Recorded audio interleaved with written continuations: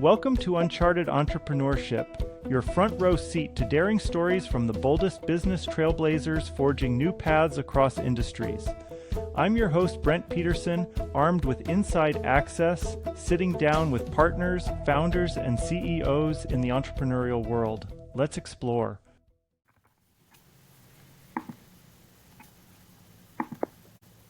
Welcome to this episode. Today I have Jamin Arvig. Jamin is the co-founder of AIC Brands. Jamin, go ahead, introduce yourself, tell us your day-to-day role, and maybe one of your passions in life. Great. Thanks for having me, Brent. Again, my name is Jamin Arvig. I co-founded AIC Brands over 21 years ago, which owns, operates, builds, and buys e-commerce brands, which turn into multi-channel brands.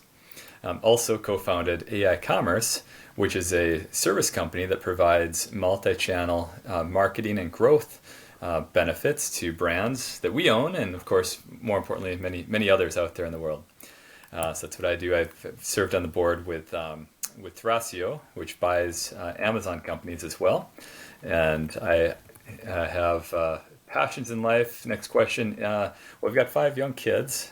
My wife and I have been married for over 20 years with these 5 young kids, so we're busy, but we have we do have passions. One of the passions right now is a project called Junior Presidents.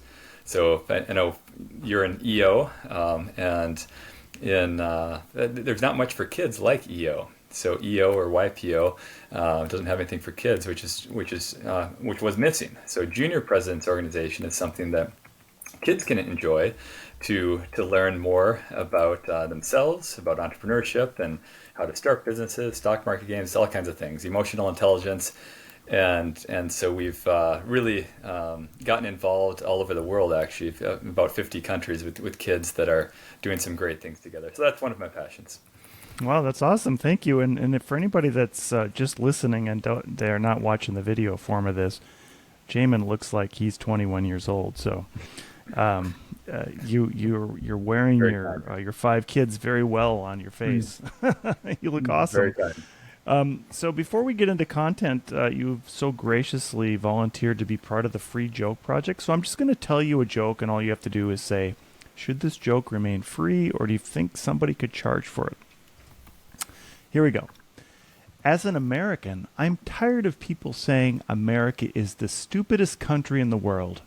Personally, I think Europe is the stupidest country in the world. Ooh, tough. Can I compromise and use some type of crypto? Absolutely, yeah. Okay. Yeah.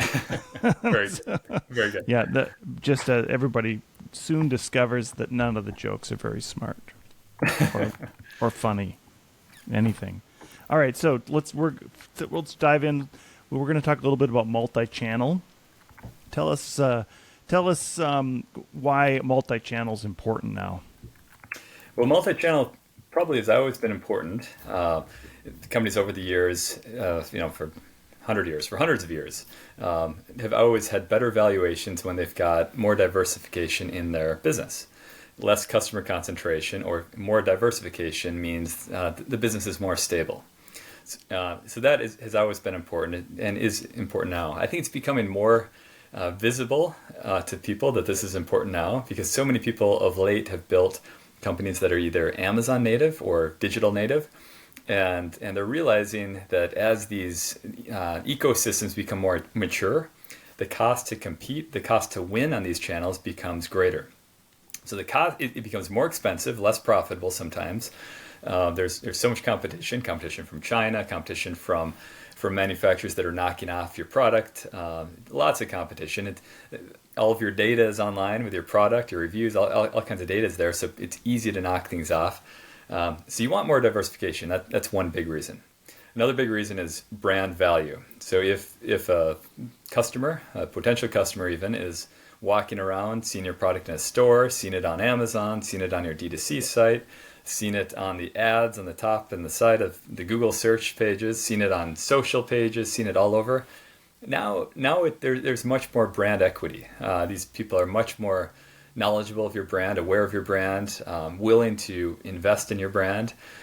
So your brand value goes up, your diversification goes up, and most people in business are interested in a higher valuation. So as a result, your valuation goes up. So there's lots of reasons why it's important now, and probably more important than 5-10 years ago for an e-commerce brand, to start sorting out their multi-channel strategy.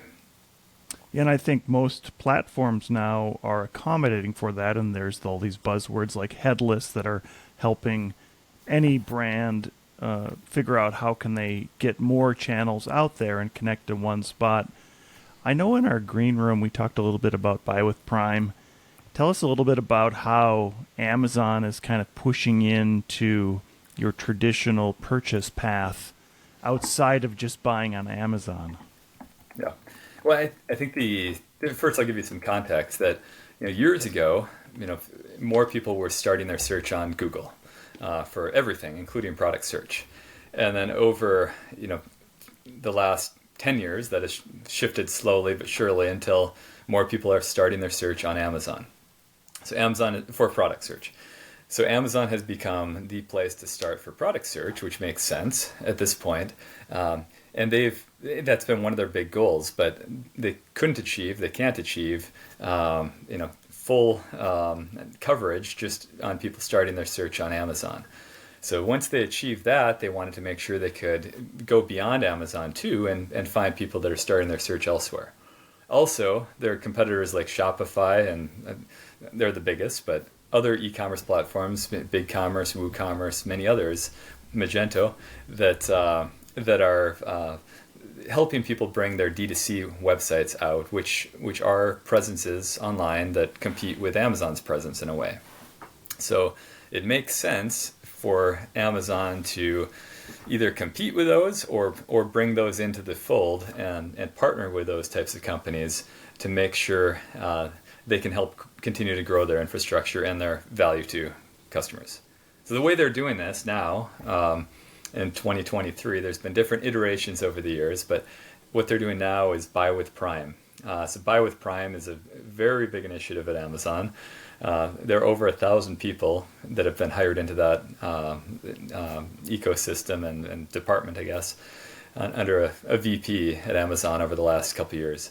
And so Buy with Prime has a lot of resources to help brands, not just to bring them into Amazon, but to help them and help their customers grow.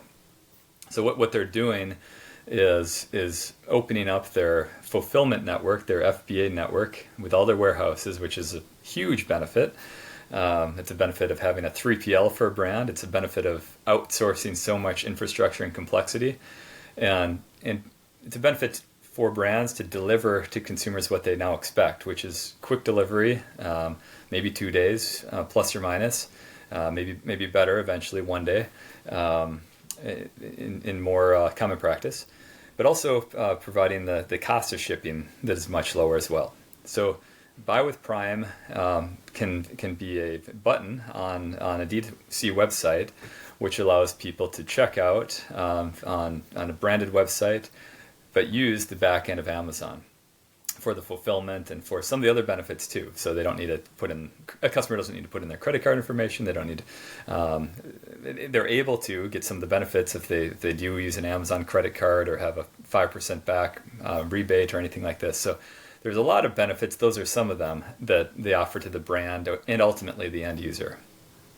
And I think there's been like a push and pull. Like some brands get onto Amazon and they realize that they want to try to save some money, so they move into their own website. And some people have their own website, and like you said, multi-channel.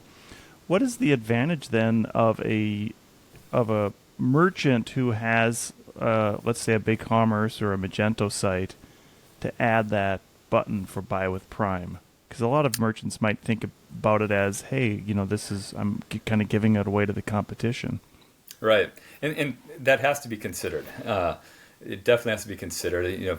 People that have built a D2C business can't imagine building an Amazon business quite often, and vice versa. People on an Amazon business can't imagine a D2C business without Amazon, or certainly not a brick and mortar business. That's a different world completely to people that have been focused on one silo. But people that have focused on the D2C branded website silo do ultimately see that a big portion of their customers that search their site don't want to buy anywhere but Amazon. So there is definitely a market segment that is not being touched currently on a D2C site.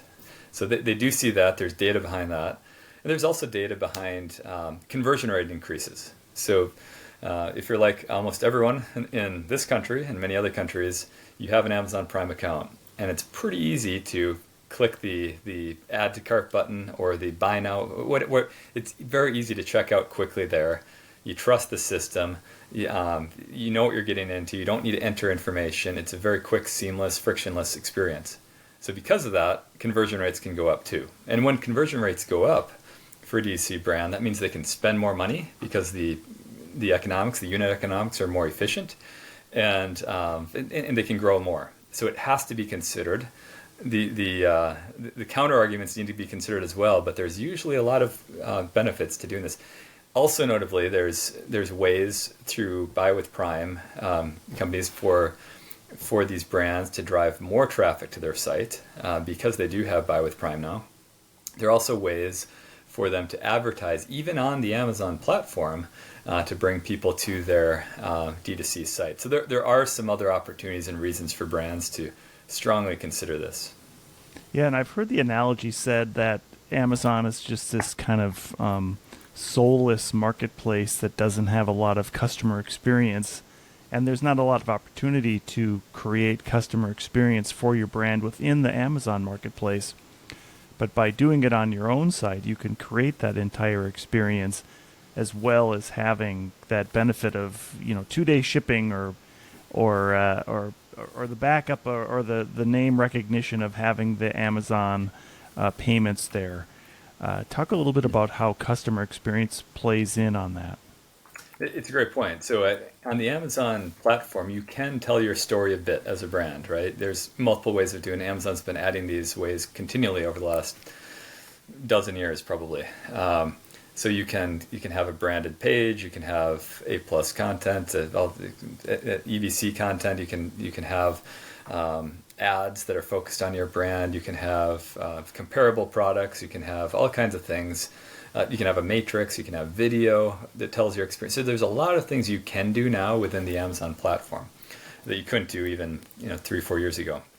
But there are many more things you can do on your own site. Of course, the boundaries really are limitless. So if you really have a story to tell, it's hard to tell on the Amazon platform. You're absolutely right. That's another reason to use Buy with Prime. So you get the benefits of both worlds. You can tell your story in any way you want on your site, and you can have the Buy with Prime button and all the back end that goes along with that. Talk a little bit about branding strategy. I know that we've had a number of guests who have talked about just having a generic product on Amazon makes you just get lost in the huge pool of everybody else, as compared to a branded product where you can sort of try to stand out with that brand itself. Yeah, it's important. Again, over the years, businesses always have had to be differentiated, but now even more than before, it's so easy to get knocked off. And you rise in the rankings a bit on Amazon, you get knocked off quickly. Your products on Alibaba, maybe even before you get knocked off, your manufacturer is already showing other people your product, and they're already competing with you if you're not careful. So it is very important to have differentiators. One of those differentiators is brand. There are others too. One of them is low-cost supply chain. It doesn't need to be lowest price to the end user, but you have to have the best cost, really, in your supply chain, or others with better cost will be able to have lower prices or advertise more, do whatever they want. But you need to have lower costs. You need to have a strong supply chain. You need differentiation in the brand, and hopefully some IP.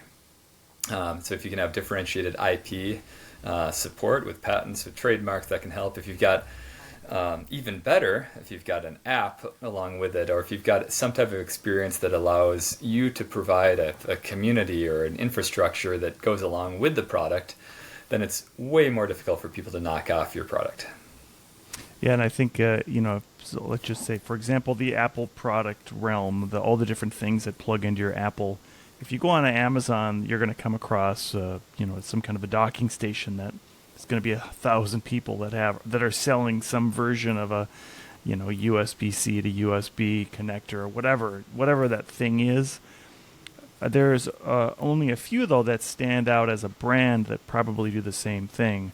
So the importance of developing that brand even then makes it more important as you're expanding into Amazon. Do you have some tips and tricks that you could tell people on how to start branding your product and reasons to do it? Yeah, I think, again, reasons to do it is to add more diversification, more stability, more barriers to entry, and increase your valuation. And I think with that motivation, though, it is difficult. It's not that it comes easily and without risk and without complexity. There's a lot of complexity that is involved by branding, because it usually does require multiple channel exposure. So if you're in lots of channels, you get complexity through technology, complexity through operational complexity, through general infrastructure complexity. Your fulfillment networks might include Amazon and Walmart.com. It could include D2C. It could include a lot of B2B fulfillment. So your operational infrastructure technologies and fulfillment technologies are all very much made to have complexity when you're multi-channel. Your pricing becomes complicated. You've got map pricing issues, maybe you've got channel conflict issues. So there are lots of reasons why people don't do this. But if you are truly trying to build a brand, it is so much better when you can build that multi-channel brand. And to answer your question then next of what are some tips and tricks, I think it's always good to dip your toe in the water and start testing things that can be proven one by one. And so if you started as Amazon, you can, as an Amazon platform company, you can maybe try Walmart.com. Maybe that's next on your list.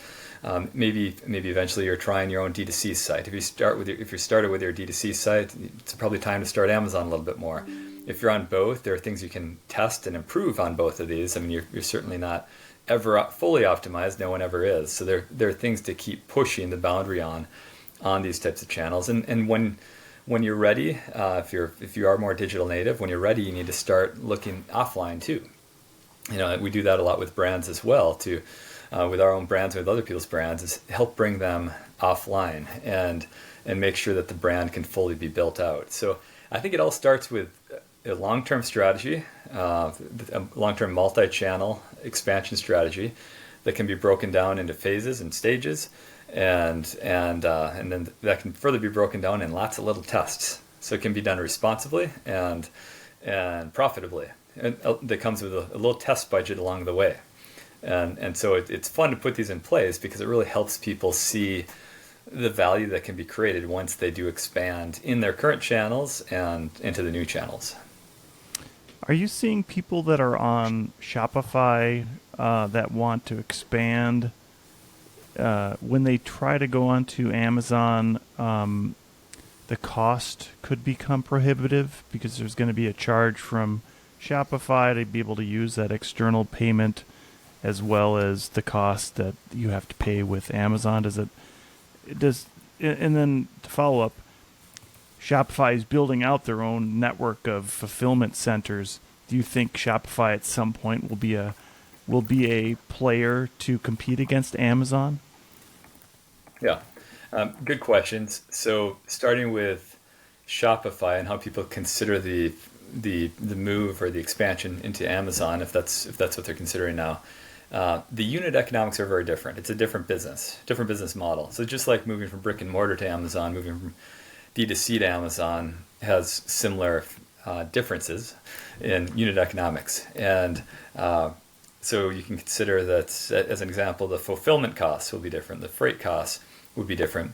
The advertising costs would be different. The commissions would be different. So the benchmark numbers in any particular product category are different from one channel to the other. That being said, most product categories do have room for success in all of these. Each particular marketplace or channel has their own formula that works. So where in Shopify you might pay less for commissions, of course. Amazon, you pay more there. You might pay much less on ads on Shopify than Amazon. You might have a way higher conversion rate. You probably do on Amazon than Shopify. It all depends on your product category and your brand, but those are some of the things that are considerations and that kind of level the playing field of profitability between these. That being said, once companies have a multi-channel strategy in effect, they may find that their target profitability is different in these different channels. It may be more or less in D2C or Amazon or brick and mortar or one of the others. So they may have a strategy that in this channel I'm going to have break even as my target, or in this channel my paid ads are going to be break even profitability, but I want to get organic. I want to get profit out of my organic sales. So there's different ways to think about profitability as a whole in your multi-channel business, and also thinking about that halo effect where even if you're break even in one channel or maybe even losing money depending on your lifetime value and other aspects of that first order, it still may be very sensible to expand multi-channel like this. I just want to follow up on the Buy with Prime, because I think one of the things that Buy with Prime gives you is that sort of happiness feeling that you're going to get delivered. But with Shopify Plus, they're going to charge you just to use that external gateway. And actually, I don't even know if Buy with Prime is available for Shopify yet. But I think where I was going there is the added cost of, if you compare your direct selling, say you're on BigCommerce, compared to Shopify, you don't have a lot of choice in terms of payment with Shopify, but with BigCommerce, they'll let you do whatever you want. So the move then to Amazon is a different sort of decision to make, because you might have a little more overhead on that. If you look at them together, if you're on one or the other, one is going to be more expensive than the other as you add. So do you think bigger brands are making different decisions on which platform they should choose for their direct sales? Yeah, I think there certainly is the consideration of these things, and to follow up more comprehensively on your question, if a company is more on D2C now, say with Shopify, and they're thinking of doing Buy with Prime, that cost is incremental, but again, it's not. It shouldn't be compared against 0% either, because a Shopify customer does need to have fulfillment somewhere and freight somewhere and labor to fulfill somewhere. So they do need some of these costs, regardless of whether you're using the Amazon backend or not. The difference would be the commission, of course, and then the commission can be it's just a math question really on whether that commission is offset by other things like a conversion rate increase in some of those aspects. So does that answer your question? Yeah, that's perfect. Okay. So in our agreement room, we did talk about some ways of getting started on a multi-channel, multi-brand, or multi-channel sales. And you had mentioned getting partners to prove this. Can you elaborate more on what that means, like the type of partners you should look for? Yeah, regardless of the size of a company, we all have limited resources. And so if the company has achieved specialization in certain things, maybe D2C, maybe Amazon, maybe brick and mortar, something, they've got specialization in those things, but typically not everything. So as they're expanding into one of those new areas, they can either invest on their own and build that internally, that capability, or they can buy it. They can buy a company that has that capability, or they can partner and find someone else that has that capability. So when moving into a new channel, it's usually more effective for people to test it, to expand with a partner until some of those things are proven. Once the economics are proven, the strategy makes sense, that everything has worked with a brand, then the company can consider, do they want to bring that in-house long term? Do they want to keep with the partner long term? Do they want to buy another company long term to further make that capability more robust?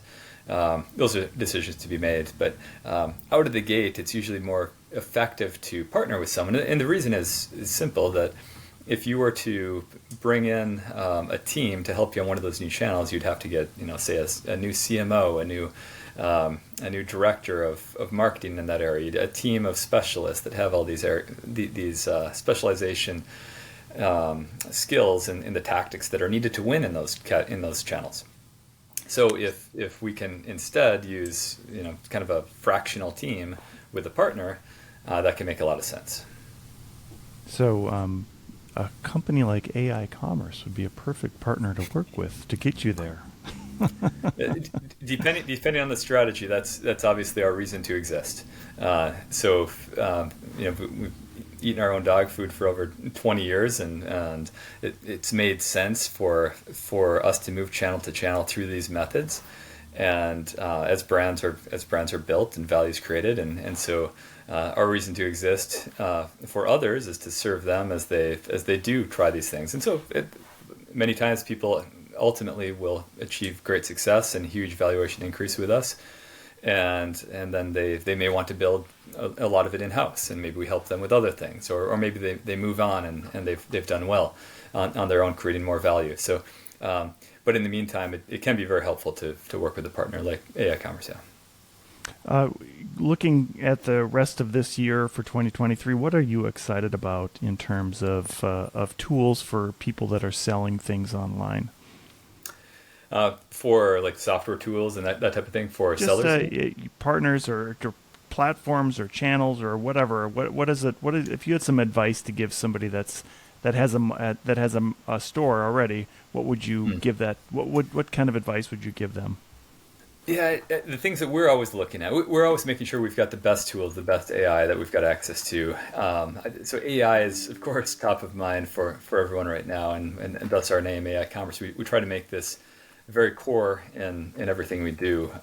So generative AI for content is a no-brainer to at least try, and hopefully integrate into your business more and more. But there's so much AI that is being developed and becoming functional and usable, whether it's generative imaging tools or video tools. There's a lot there. So I think that's the biggest thing. But of course, there's always a need. There has always been a need for the best data tools, the best tools that provide the most access to data. So for us, who are always extremely granular, we have to be very, very granular in terms of how we analyze profitability. So we don't just look at revenue or margins or even contribution margins.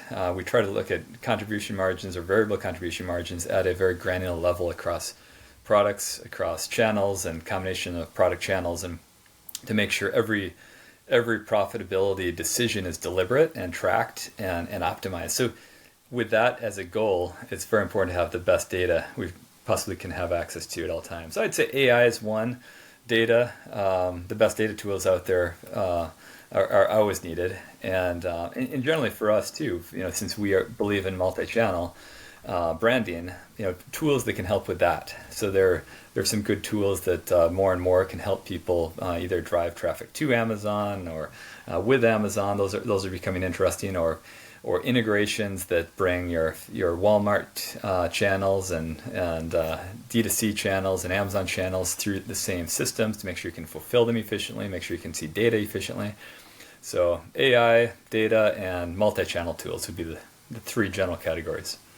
Yeah, and I know that having that data and actually using it for your business is so important, and a lot of newer or younger, less mature entrepreneurs might pass up data first and go with gut, but at some point data wins over gut most of the time. I'm not going to say every single time, but that measurement and testing and then re-innovating off of that and building on that data is such a great way to build your business and continue to excel.